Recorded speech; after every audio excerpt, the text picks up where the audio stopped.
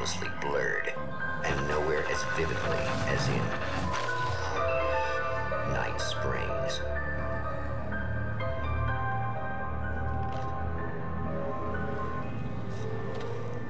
The man before you is a champion of light. He is part of a conflict between darkness and light that is both ancient and eternal. He is chasing a dangerous quarry, the Herald of Darkness. His evil doppelganger, known only as Mr. Scratch.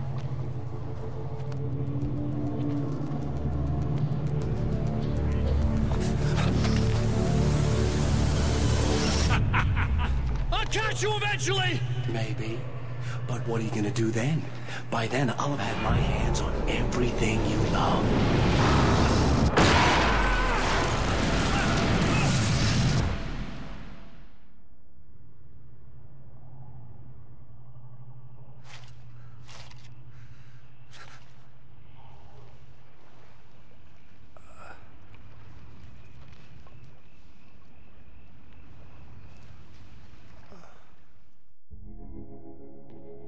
The man has been brutally spat out from the darkness that surrounds the shores of our reality.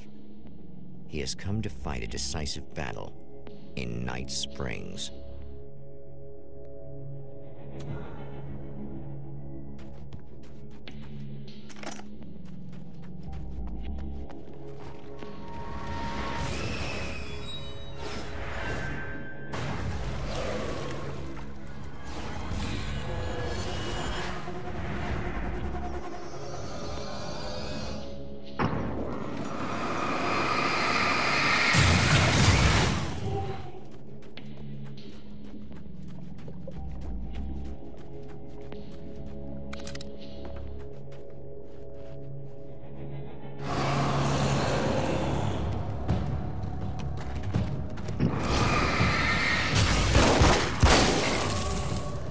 Like that again, huh?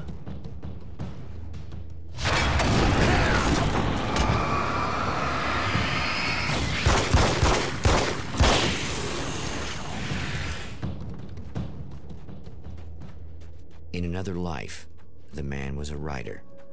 He still practices that art, forging weapons of war out of ideas. But the violent currents that brought him here have scattered the pages he has written. The lights of the motel promise safety.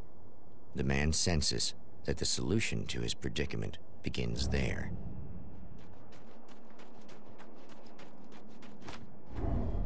Somewhere within the Earth, space itself has been pierced, and from dark depths runs a steady flow of monsters. The man recognizes the hand of his evil double in this. He knows he must put an end to this madness.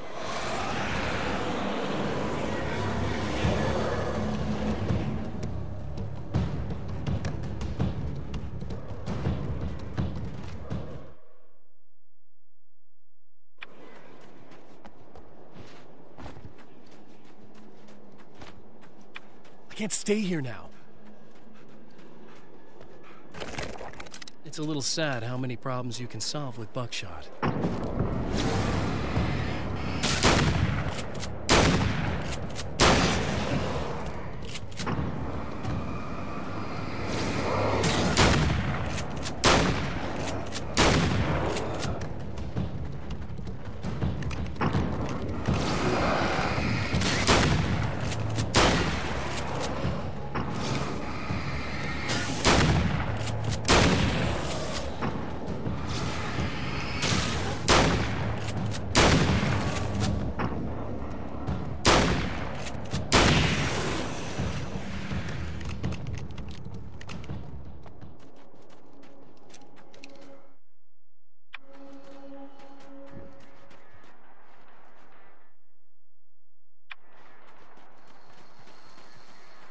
Hello?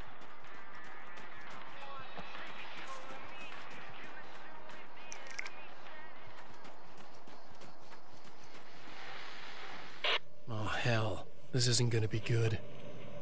Is this on? How can you tell? I'm sorry, I'm not very good with gadgets.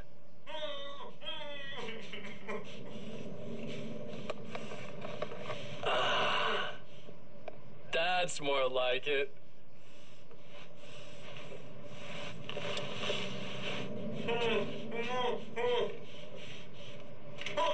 I'll be right with you.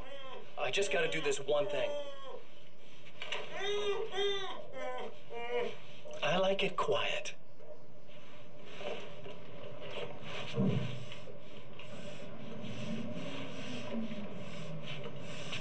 I bet you're wondering why this is happening. Why am I doing all this? Why am I so hell-bent on ruining your life? You're cramping my style. You've got money, fame, everything you could want. But you don't know what to do with it. I do. I'm getting all the things you never had the balls to go for. Having more fun, too.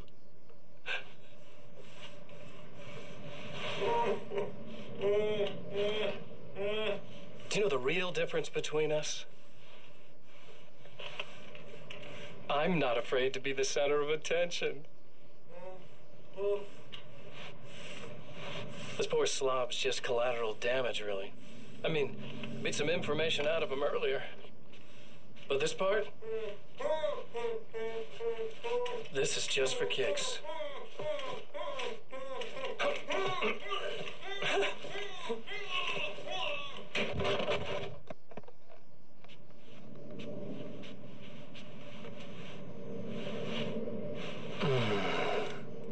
So quiet.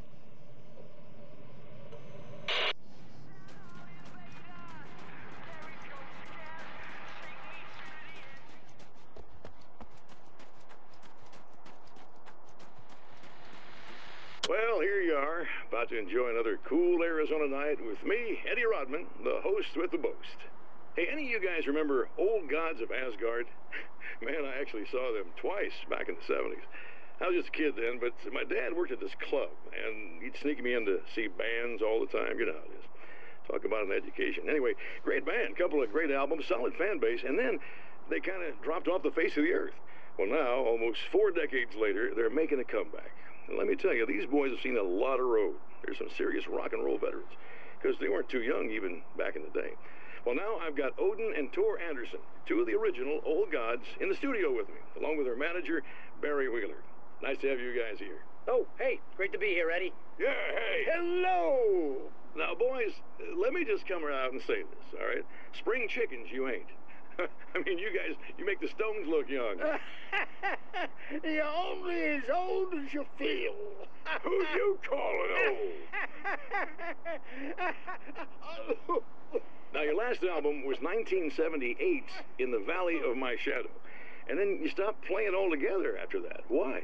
And what made you do a comeback after all this time? Well, it was a sad thing. See, the original bass player for Old Gods, Fat Bob Balder, passed away in... Leukemia! Bob had leukemia, poor bastard. Yeah, after that, we didn't feel like playing no more. Long story short, I ran into these guys up in Washington, and it was obvious to me that they still got it. So I figured, hey, let's make some music, right? And they went for it. Now, Barry, you were a literary agent before this, right? Uh-huh. Yeah, and you were very successful.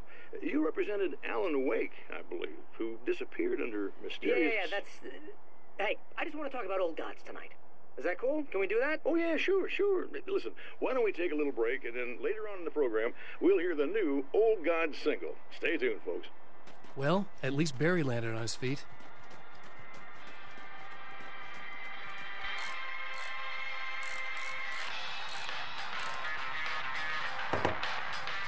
Hey, it's you. There. You remember me, right? Emma? Emma Sloan? I think you might have something that belongs to me. Really? A typewritten page? Oh, yeah, that's weird. I did find a page like that. I don't even know where it came from. It was all this weird stuff about the oil derrick and a satellite. Yes, that's what I'm looking for. Oh, well, I don't know how you knew I had it, but I guess it's yours. Listen, what's this all about?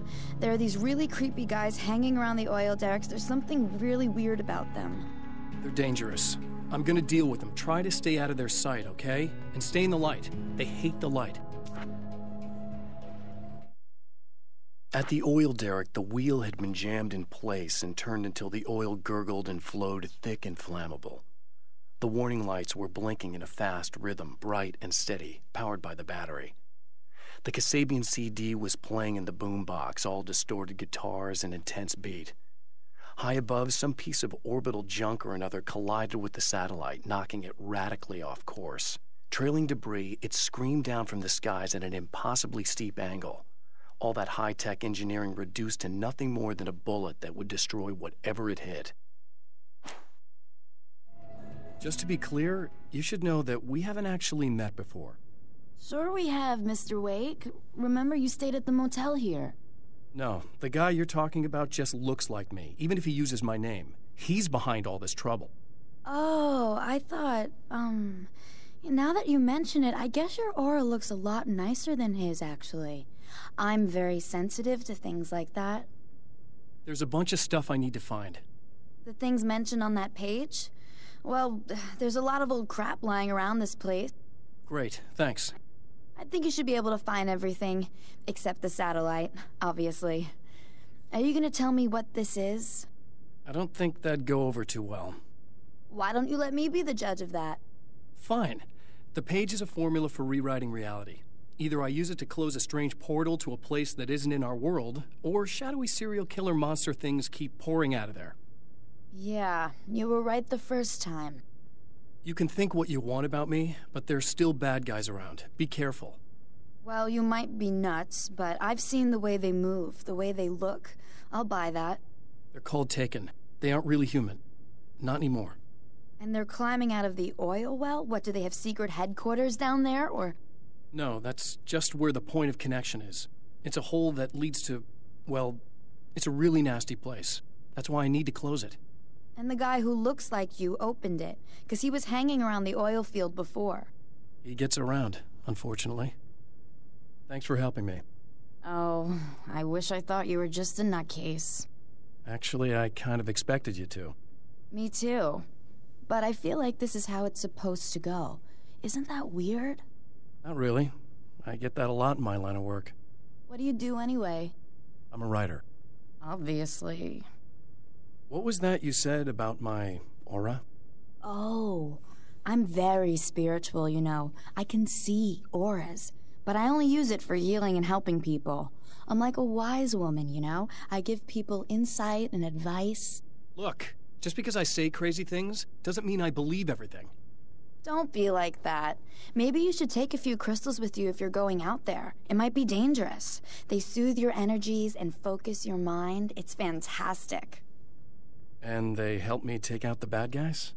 Oh, well, no, not as such. Yeah, okay. I think I'm... Or I have some wonderfully potent herbal detox suppositories. Yeah, I'm good. I'm good.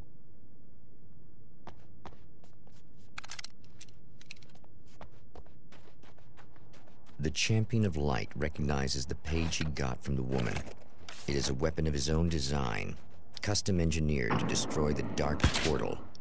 If he recreates the conditions of the page, a great power will be unleashed.